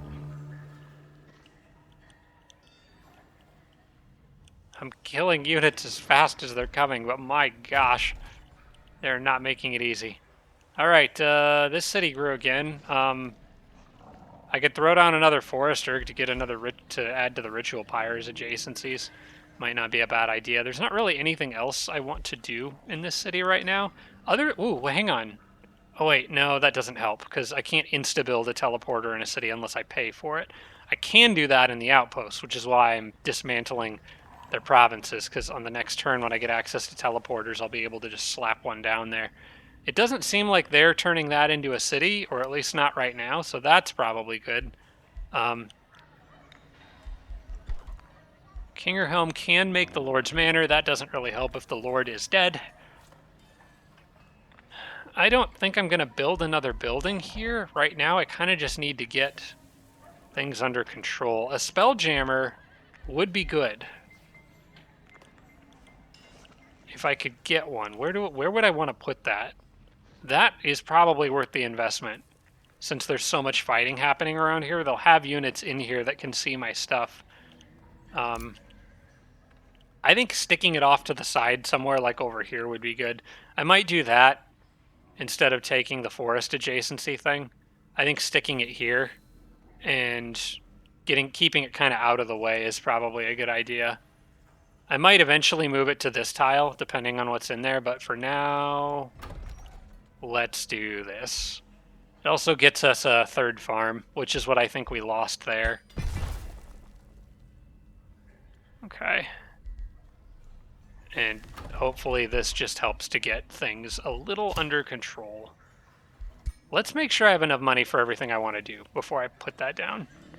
I'm actually making 300 per turn, which isn't bad. First things first, I want to see, can my armies get back here to actually deal with Sanguine? They can. Second thing, what are they dealing with? Nothing scary enough to make me question whether I can win. I can win that.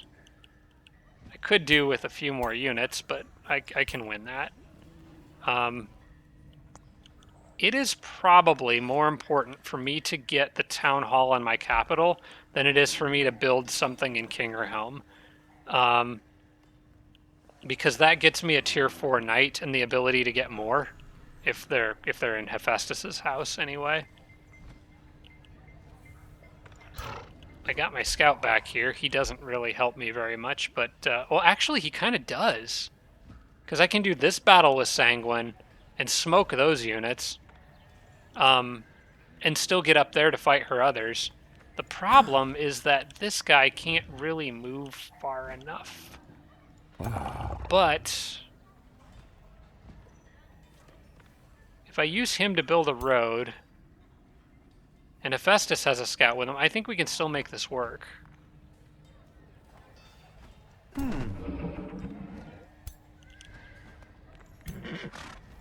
Oh, but I wouldn't be able to get all 3 armies, and that's the problem. Yeah, I think we stop to ignore them and go after the bigger group before they join forces, because this is a strong army. This is a very strong army, but it's also alone, and I would like to keep it alone. So I think we ignore them and go this way and deal with these guys. And then Hephaestus will be standing basically right on top of a teleporter at the beginning of the next turn, which is going to give me a lot of flexibility.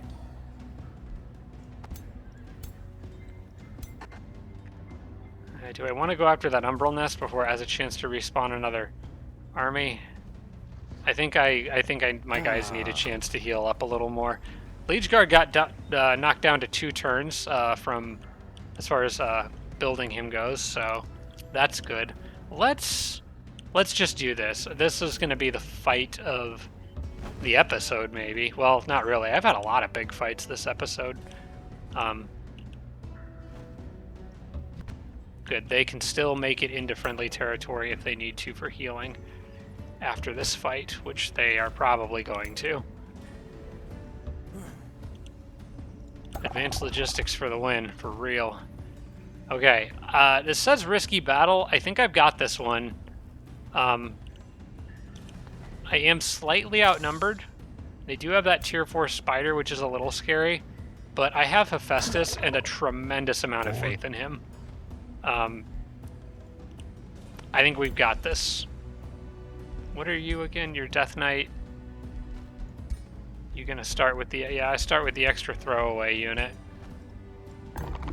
Is there any other items that I want to put on him before we jump in? I can get 15 points and a status resistance, or I can keep the 3 defense.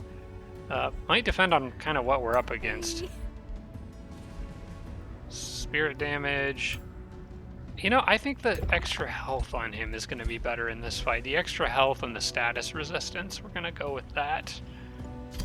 7 defense is still pretty good. So, let's do that.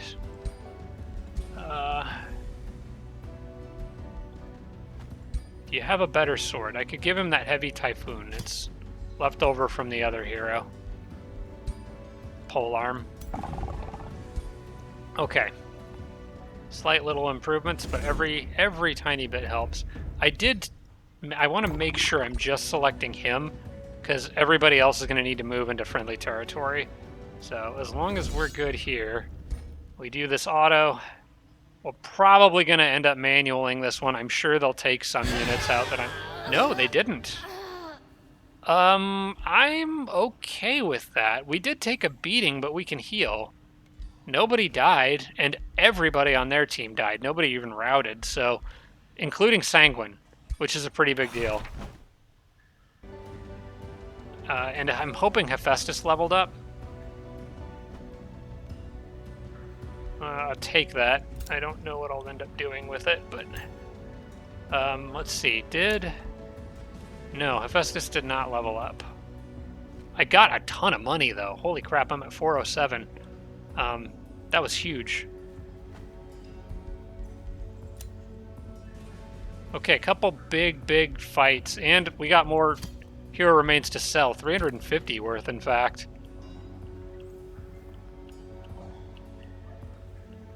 This is enough to get the hero I've been wanting. It's also enough to get the town hall upgrade. Maybe both? Maybe both. Let's go ahead and order up that town hall.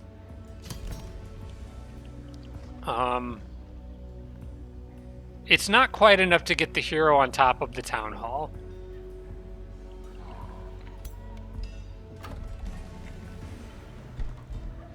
If I cancel that, I get my money back because I haven't put any production into it on this turn. Is the hero more important or the town hall? Where are we at on the heroes? 12 turns? Yeah, I think getting another hero out is worth it right now. It's still an emergency fallback for Obsidian Forge. And I have a small army I can give him. It's not much, but... yes, I think I go with the hero. We're going to get Liani's Steel. It doesn't matter, actually, which one of these I sell. Yeah. But I know I need 450. So, let's go ahead and recruit him. We'll get the mage back the next time the hero cap increases, but I want this Spellblade. I think he's going to be a perfect fit for the city that I have in the middle of all that lava that I can't remember what it's called. Okay, what do you have out of the box? A bunch of Mortal Champion upgrades, not all of which you need. I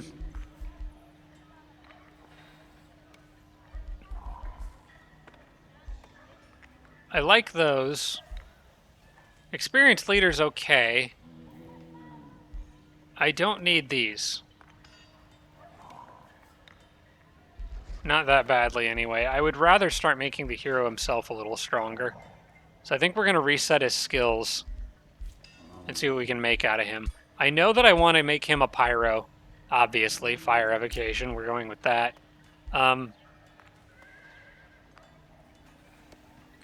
I might want that cascading evocation on this build. It's guaranteed burning.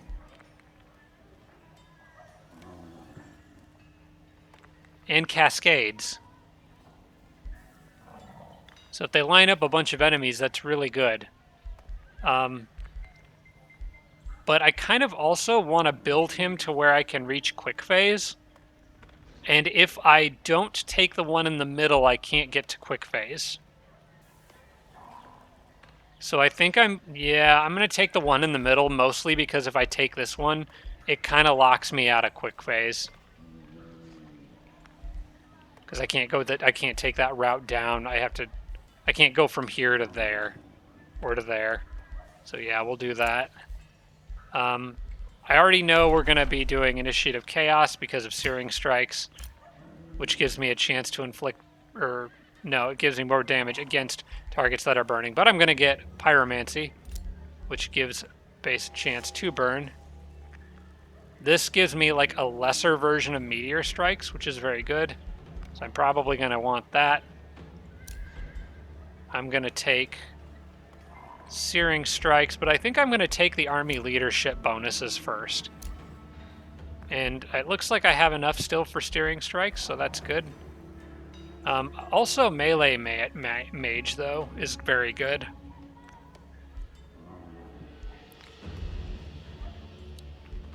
Which do I want more? Probably Searing Strikes. It really leans more into the fire. We'll get melee mage later. So he's a crazy pyro guy. We do have a mount for him. Yeah, we can give him that Pegasus. He can fly around with a lance and set stuff on fire. And a flaming Pegasus. I like it. We'll give him that for now, and we'll throw the crown on him. Really, any little items we can get.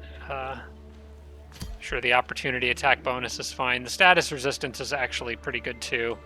I think actually I would rather have the one extra status resist.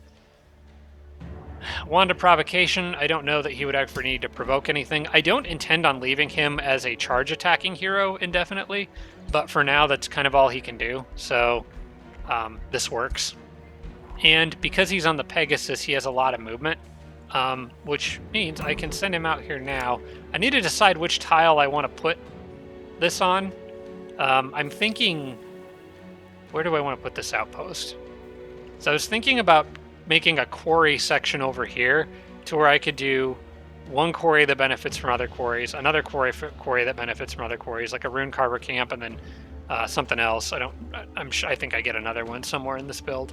And then I could have quarry and have like 2 that each benefit from 3, kind of like I'm doing with my farms down here, or going to do once I can afford it. So maybe I build an outpost like kind of behind this cave entrance, so when the enemies come at me, they have to go one of 2 different directions to get to me. And then I could put the teleporter here, pretty close to the capital and not far from that cave. And also not really taking up any real estate that I would want for other things. Yeah, I think that works. I think I'm going to send him out there to do that. So, fly, my friend, go get that, build an outpost, and then work your way back. Maybe stay over there for a second. So now we basically kind of will have a guaranteed extra teleporter in our outpost if it's needed. I wonder how many times I've said the word teleporter in this episode. I don't know what you're gonna do. Get the heck out, maybe? It's about the best advice I can offer. Go. Don't give them a region to siege Tridale to try to kill a single unit in it. I'd rather have them distracted by other things. Alright, let's finish moving these guys. Of course, they need to go in there. You can stand with them. We're not going to be able to finish off that last army, unfortunately, because healing right now is a little more important. I got pretty beat up. Ooh, hang on. I can't get everyone in there for healing, unfortunately.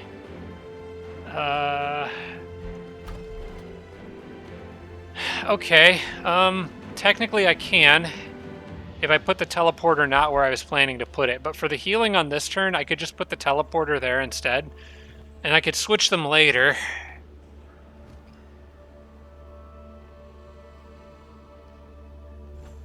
Not exactly what I wanted, but I can't reach this with that city anyway, based on where I was going to put the teleporter, so...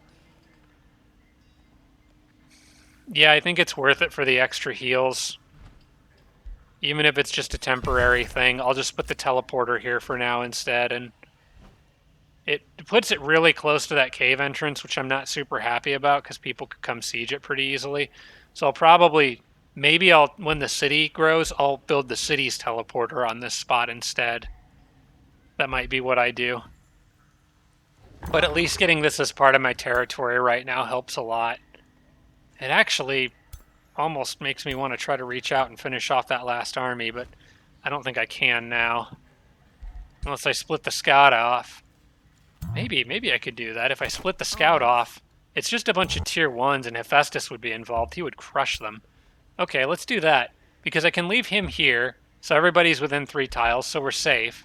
The scout is kind of expendable, so we can even do forced march on that scout, because it doesn't look like he's going to make it out there.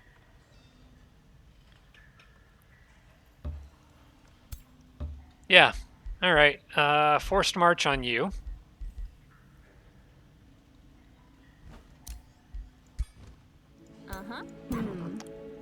And kill them, please. Hopefully I can do this without the computer taking some dumb loss. We're fine. Hephaestus still didn't get a level out of that, unfortunately, but that's okay. Then I think you should just go back to the city and hide for a minute, because you can't really heal or do anything. I'll have these guys stay here in Kingerhelm, or in Obsidian Forge. I'm going to move them to the middle, because I almost forgot they were in there earlier, because I couldn't see them. Do we need to build anything in Kingerhelm? We did get a little bit more money, so we have flexibility. But I think I'm going to save it for the Town Hall in Obsidian Forge. And I could make this guy the governor of Tridale now. It doesn't really help Tridale, because I'm not building any units in it right now. And I'm not prepared to, really, either. So I think we'll just leave no governor in there. I don't think it really hurts the city to not have a governor. That way, on the off chance he dies, if he dies at some point, I think Tridale, if the governor dies, I think the associated city might get a morale penalty. I'm not 100% sure. We could maybe look in Kingerhelm for an idea, although enough time has elapsed that if that's a thing, it might not be in effect any longer, but... domain... No, it doesn't seem to matter, so I guess I'll just put him in there now. Doesn't hurt. So, yeah. Draft guy goes in Ultimate Draft City. I like it. House Wint Snow founded. We're gonna fix that. Your Greyn is your name, okay? Grain.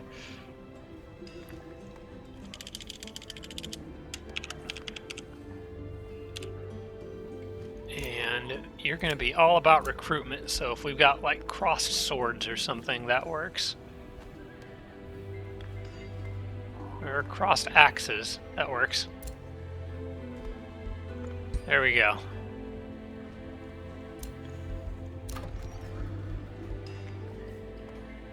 Yeah, I keep clicking on that and being like, why doesn't the city have a governor? And then it's like, oh wait, I know why the city doesn't have a governor. Your domain has been invaded, your domain has been invaded. And we can produce things in Obsidian Forge, but we're not going to because we're saving money for the Town Hall. And not going to produce anything in Kingerhelm either. We'll let the merchandise pile up for a little bit, I think. But I think the end of this turn is going to be the end of this episode, guys. Next time we come back, I'm going to go after that Umbral Nest. We'll try to get rid of that, but at least Logar's been stopped. We took out a lot of Sanguine stuff.